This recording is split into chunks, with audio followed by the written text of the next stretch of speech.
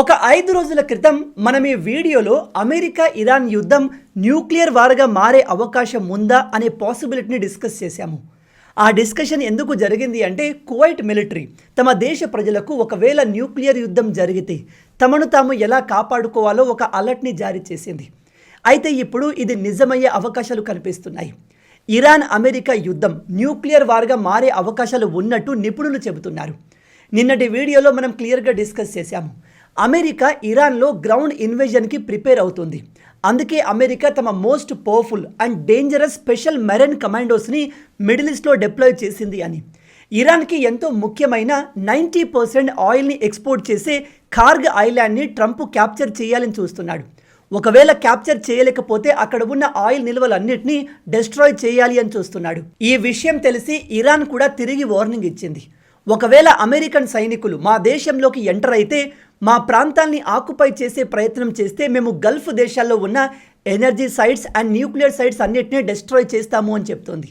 అదేంటి bro, attack చేయాలి అని చూస్తుంది అమెరికా, కానీ ఇరాన్ ఏమో ఈ గల్ఫ్ దేశాల్ని అటాక్ చేస్తాను అంటుంది అని మీకు అనిపించవచ్చు. అలా ఎందుకు అంటే ఇరాన్ దగ్గర డైరెక్ట్గా అమెరికాను టార్గెట్ చేసే వెపన్స్ టెక్నాలజీ కానీ క్యాపబిలిటీ కానీ లేదు.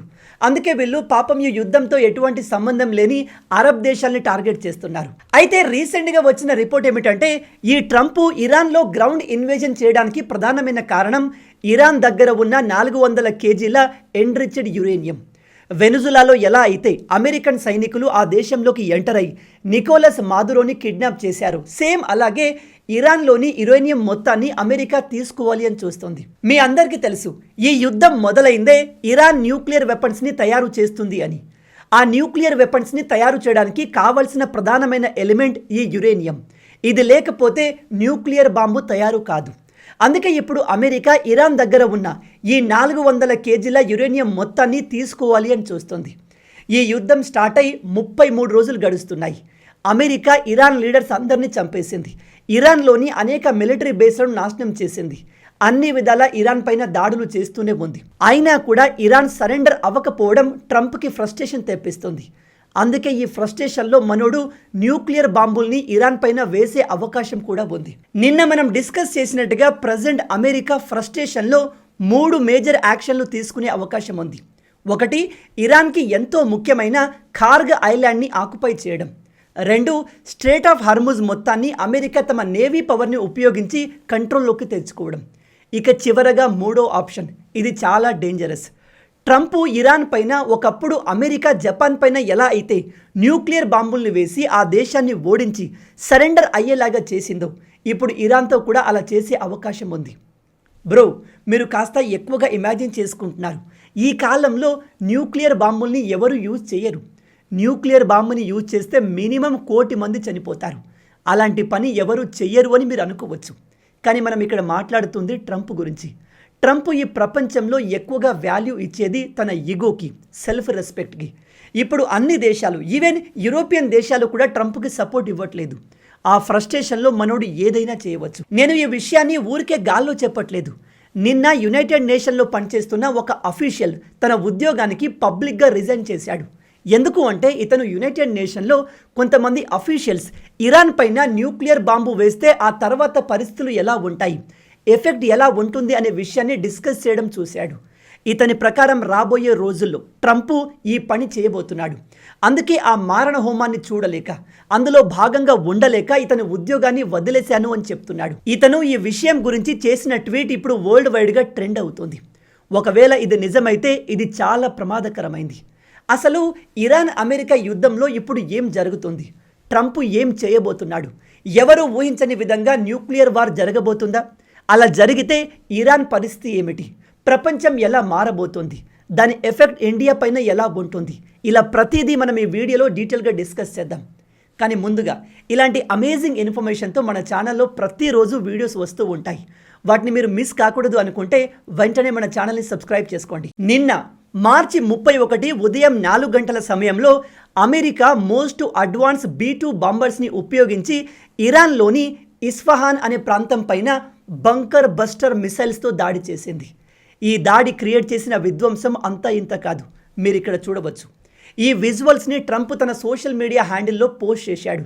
ప్రపంచానికి తాను ఏదైనా చేయగలడు అని ప్రూవ్ చేస్తున్నాడు. మీరు ఇక్కడ ఇరాన్ మ్యాప్ని గమనిస్తే ప్రజెంట్ ఇరాన్లోని 3 మేజర్ ప్రాంతాల్లో న్యూక్లియర్ ఫెసిలిటీస్ ఉన్నాయి. అవే number 1 Fordow, number 2 Natanz, number 3 Isfahan. ఈ 3 ప్రాంతాల్లో ఇరాన్ సైంటిస్టులు న్యూక్లియర్ వెపన్స్ ప్రాజెక్ట్ పైన పనిచేస్తున్నారు. అయితే ఈ న్యూక్లియర్ ఫెసిలిటీస్ మీకు బయట కనిపించవు. డీప్ అండర్ గ్రౌండ్లో దాదాపు 60 నుంచి 70 మీటర్ల లోతులో ఈ ఎక్స్పెరిమెంట్లు జరుగుతూ ఉంటాయి.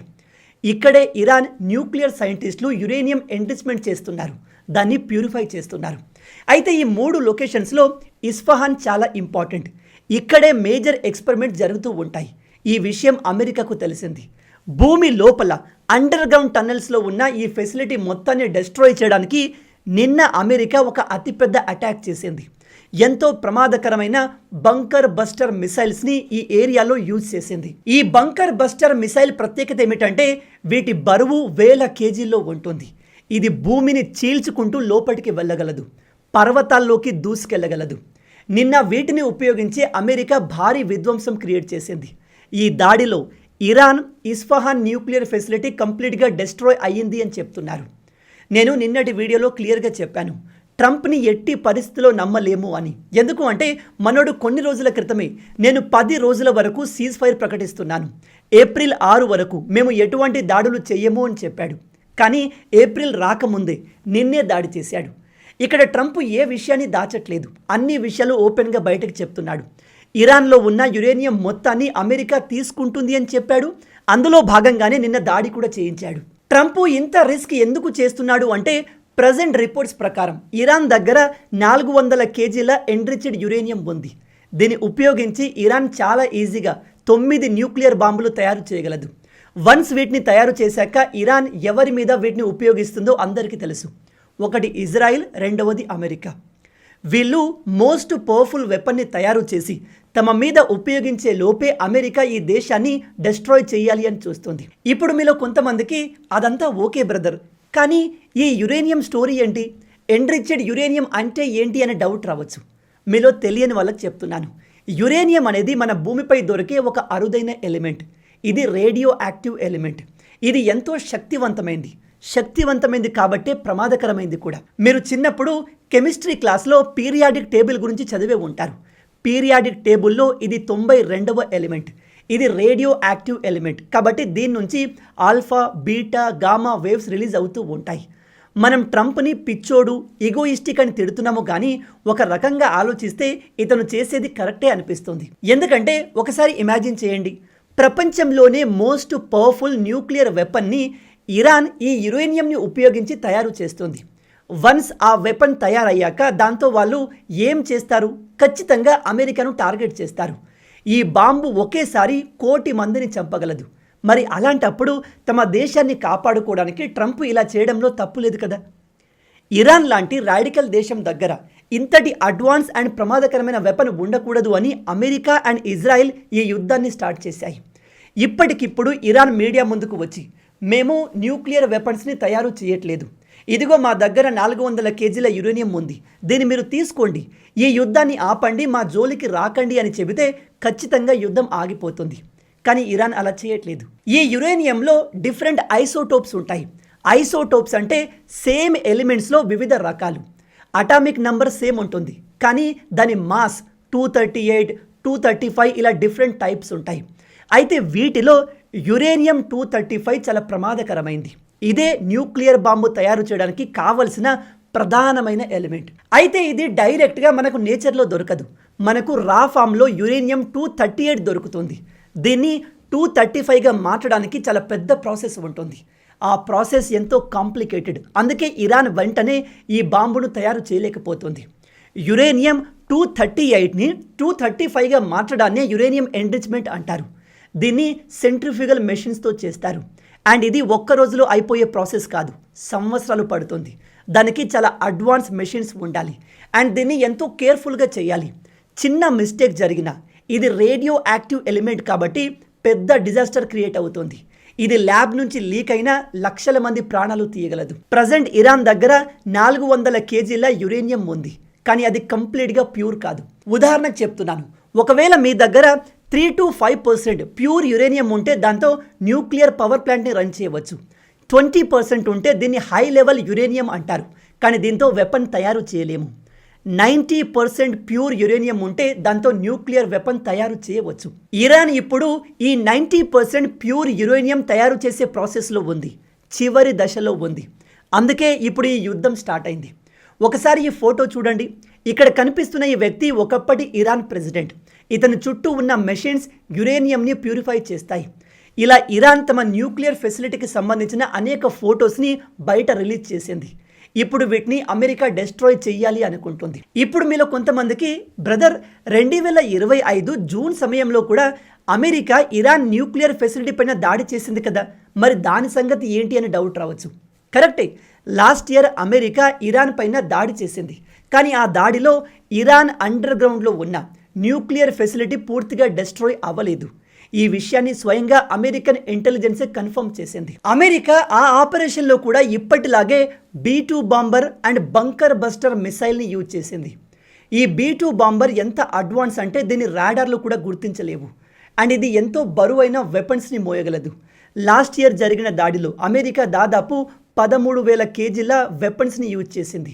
200 ఫీట్ల లోతులో ఉన్న న్యూక్లియర్ ఫెసిలిటీస్ని డెస్ట్రాయ్ చేసే ప్రయత్నం చేసింది.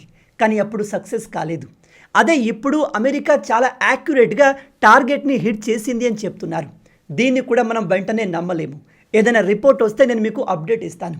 అయితే లాస్ట్ ఇయర్ అమెరికా దాడి చేసిన తర్వాత ఇరాన్కి చెందిన ఒక మినిస్టర్ ముందుకు వచ్చి, అమెరికా చేసిన దాడిలో మా న్యూక్లియర్ ఫెసిలిటీ కంప్లీట్గా డెస్ట్రాయ్ అయిపోయింది.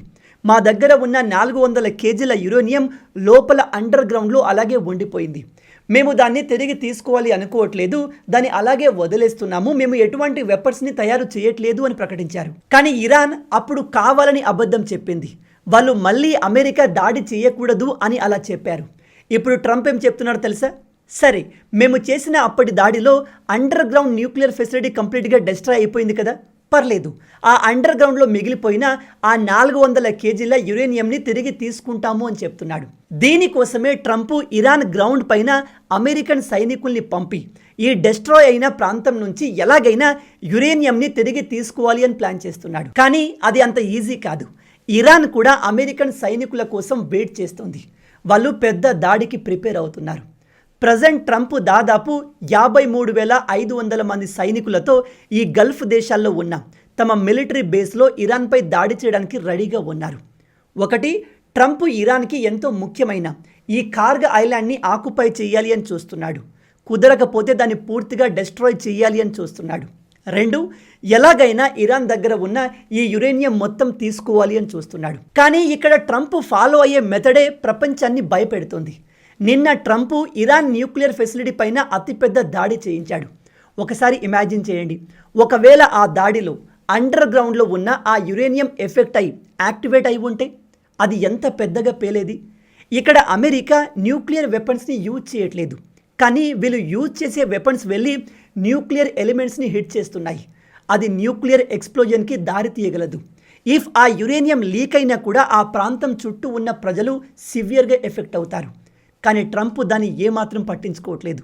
అందుకే ఇప్పుడు ఇరాన్ కూడా చాలా పెద్ద యుద్ధానికి ప్రిపేర్ అవుతుంది. అమెరికన్ సైనికులు మెల్లగా మిడిల్ ఈస్ట్లో ఎంటర్ అవుతుంటే వాళ్ళందరికీ వెల్కమ్ టు హెల్, నరకానికి మీకు స్వాగతం, మీరు ఇక్కడి నుంచి శవాలుగానే మీ దేశానికి వెళ్తారు అని వార్నింగ్ ఇస్తుంది. ఇప్పుడు అమెరికా అండ్ ఇరాన్ ఈ రెండు పీక్ వార్ మోడ్లో ఉన్నాయి. కాబట్టి ఇప్పుడు ఏది జరిగినా పెద్ద లెవెల్లోనే జరుగుతుంది. యుద్ధ పరిస్థితులు ఇలా ఉన్నప్పుడు సడన్గా యునైటెడ్ నేషన్ నుంచి ఒక విచిత్రమైన న్యూస్ వచ్చింది. యునైటెడ్ నేషన్లో ఉన్న కొంతమంది అఫీషియల్స్ ఇరాన్ పైన న్యూక్లియర్ దాడి ఖచ్చితంగా జరుగుతుంది అని డిస్కస్ చేస్తున్నారు అంట. ఈ విషయం బయటకు ఎలా వచ్చింది అంటే, ఇదిగో ఇక్కడ కనిపిస్తున్న ఇతని పేరు మొహమ్మద్ సఫా. ఇతను యునైటెడ్ నేషన్లో దాదాపు 13 సంవత్సరాల నుంచి పనిచేస్తున్నాడు. కాబట్టి ఇతనికి అక్కడ ఏం జరుగుతుంది, ఎటువంటి డిస్కషన్లు జరుగుతున్నాయి అనే విషయం పైన ఐడియా ఉంటుంది. అండ్ అలాంటి ఫైల్స్ యొక్క యాక్సెస్ కూడా ఉంటుంది. అయితే ఇతనికి ఇరాన్ పైన న్యూక్లియర్ దాడిని అమెరికా ప్లాన్ చేస్తున్నట్టుగా తెలిసింది. న్యూక్లియర్ దాడి జరిగితే ఇరాన్లోని సాధారణ ప్రజలు కోట్ల మంది చనిపోతారు. ఒకవేళ ఇరాన్ రాజధాని అయిన తెహ్రాన్ పైన ట్రంప్ బాంబును వేస్తే ఆ నగరం మొత్తం బూడిదైపోతుంది. ఈ విషయం తెలిసి ఇతను తట్టుకోలేక యునైటెడ్ నేషన్లో జరుగుతున్న ఆ సీక్రెట్ మీటింగ్ గురించి అన్ని విషయాలు బయటకు రివీల్ చేస్తూ, నేను ఈ విషయాన్ని లీక్ చేస్తే నా ఉద్యోగం ఉండదు, నన్ను ఖచ్చితంగా తొలగించేస్తారు, ఈ విషయం నాకు తెలుసు, కానీ నిజం ప్రపంచానికి తెలియాలి అని నేను ఈ పని చేస్తున్నాను అంటూ ఓపెన్గా సోషల్ మీడియాలో ఈ విషయాలన్నింటినీ లీక్ చేసి తన జాబ్కి రిజైన్ చేశాడు. ఈ మొహమ్మద్ సఫా చెప్పేది నిజమా అంటే మనం ఇప్పుడే వెరిఫై చేయలేము. ఎందుకంటే ఇతనికి కౌంటర్గా కూడా చాలామంది ఇతని పైన క్వశ్చన్స్ని రేజ్ చేస్తున్నారు. ఎందుకంటే ఇతను మొదటి నుంచే anti America, anti Israel stand కలిగిన వాడు. ఇతని సోషల్ మీడియాను గమనిస్తే ఇతను ప్రతిసారి ఇజ్రాయెల్కి అగెన్స్ట్గా, అమెరికాకు అగెన్స్ట్గా పోస్ట్ చేసేవాడు. అందుకే ఇతను కావాలని ఫేక్ న్యూస్ని స్ప్రెడ్ చేస్తున్నాడు అని కొంతమంది చెప్తున్నారు. కానీ జెన్యూన్ విషయం ఏమిటంటే ఇతను నిజంగానే యునైటెడ్ నేషన్లో పనిచేసిన వ్యక్తి. 13 సంవత్సరాల నుంచి పనిచేసి ఇప్పుడు ఆ ఉద్యోగాన్ని వదిలేశాడు. కాబట్టి బహుశా ఇతను చెప్పింది నిజం కూడా కావచ్చు అని కొంతమంది నమ్ముతున్నారు. కొన్ని రోజుల క్రితం WHO, వరల్డ్ హెల్త్ ఆర్గనైజేషన్ కూడా మిడిల్ ఈస్ట్లో జరుగుతున్న యుద్ధం ఎప్పుడైనా న్యూక్లియర్ వార్గా మారవచ్చు. ఒకవేళ అలా జరిగితే ఆ పరిస్థితిని ఎలా హ్యాండిల్ చేయాలో మేము ప్రిపరేషన్ చేస్తున్నాము అని చెప్పింది. మరోవైపు కువైట్ న్యూక్లియర్ అటాక్ జరిగితే ప్రజలు తమను తాము ఎలా కాపాడుకోవాలో అడ్వైజరీస్ జారీ చేస్తుంది. ఇలా దేశాల గవర్నమెంట్లు, పెద్ద పెద్ద ఇంటర్నేషనల్ బాడీస్ ఈ విషయాన్ని డిస్కస్ చేయడంతో అలా జరిగే అవకాశం ఉంది అనిపిస్తుంది. ఇక్కడ ఇంకో కౌంటర్ ఆర్గ్యుమెంట్ ఏమిటంటే ట్రంప్ ఎంత పిచ్చోడైనా న్యూక్లియర్ వెపన్స్ అయితే యూజ్ చేయడు. ఎందుకంటే న్యూక్లియర్ వెపన్స్తో కేవలం ఒక దేశ మిలిటరీ మాత్రమే కాదు, అక్కడి కోట్ల మంది సాధారణ ప్రజలు ప్రాణాలు కోల్పోతారు. కాబట్టి అలా ఎన్నటికీ చేయడు అని చెప్తున్నారు. దీని గురించి మీరేమనుకుంటున్నారు? ట్రంప్ ఇరాన్ లొంగట్లేదు కాబట్టి న్యూక్లియర్ వెపన్ని యూజ్ చేసే అవకాశం ఉందా? ఈ మొహమ్మద్ సఫా చెప్పేది నిజమేనా? మీ ఆలోచనల్ని కింద కామెంట్లో చెప్పండి.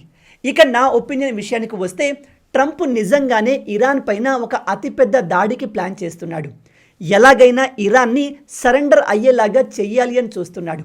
కానీ న్యూక్లియర్ వెపన్స్ని ఖచ్చితంగా యూజ్ చెయ్యడు అనేది నా ఒపీనియన్. ఎందుకంటే ఒకవేళ ట్రంప్ న్యూక్లియర్ వెపన్ని యూజ్ చేయాలి అనుకున్నప్పుడు తమ దేశం నుంచి వేల మంది సైనికుల్ని ఈ గల్ఫ్ దేశాల్లో డిప్లాయ్ చేయాల్సిన అవసరం ఏముంది? అమెరికన్ నేవీని, ఇతర మిలిటరీ కమాండోస్ని ఇరాన్ పైన గ్రౌండ్ ఇన్వేజన్కి ప్రిపేర్ చేయాల్సిన అవసరం ఏముంది? ఎందుకు అంటే ఇరాన్ పైన న్యూక్లియర్ వెపన్ యూజ్ చేయడానికి అమెరికన్ సైనికులు అక్కడి దాకా వెళ్లాల్సిన అవసరం లేదు. వీళ్ళు ఇజ్రాయెల్ నుంచి లేదా డైరెక్ట్గా అమెరికా నుంచి కూడా న్యూక్లియర్ వెపన్ని ఇరాన్ పైన వేయగలరు. అండ్ న్యూక్లియర్ అటాక్ చేసేటప్పుడు తమ సైనికులు ఇరాన్ చుట్టుపక్కల ప్రాంతాల్లో ఉంటే వాళ్ళు కూడా ఎఫెక్ట్ అవుతారు. మరి ఎఫెక్ట్ అవుతారు అని తెలిసి అమెరికా తమ సైనికుల్ని అక్కడ ఎందుకు డిప్లాయ్ చేస్తుంది? కాబట్టి న్యూక్లియర్ అటాక్ సంగతి తెలియదు, కానీ ఇప్పటి వరకు జరిగిన అటాక్స్ అన్నిటికంటే ఒక అతిపెద్ద అటాక్ని ట్రంప్ ఖచ్చితంగా ప్లాన్ చేస్తున్నాడు. ఇక ఇరాన్ దానికి ఎలా రెస్పాండ్ అవుతుంది, ఇరాన్ అమెరికాను ఎలా ఎదుర్కొంటుంది అనేది మనం వేచి చూడాలి. మొత్తంగా ఇవే ఈ వీడియోకి సంబంధించిన పూర్తి విషయాలు. ఈ వీడియో మీకు నచ్చింది అనుకుంటున్నాను. నచ్చితే అలా ఊరికే చూసి వెళ్ళిపోకుండా వీడియోని లైక్ చేయండి. మన తెలుగు యువతను ఎంత వీలైతే అంత దేశభక్తులుగా మార్చాలి అనే మిషన్తో పనిచేస్తున్నాము. మన ఛానల్ని సబ్స్క్రైబ్ చేసుకొని ఆ మిషన్లో మీరు భాగం అవ్వండి. రాబోయే వీడియోలో ఇంకో ఇంట్రెస్టింగ్ టాపిక్తో మళ్ళీ కలుద్దాం. అంటిల్ దెన్, జై హింద్, జై భారత్, భారత్ మాతాకి జై.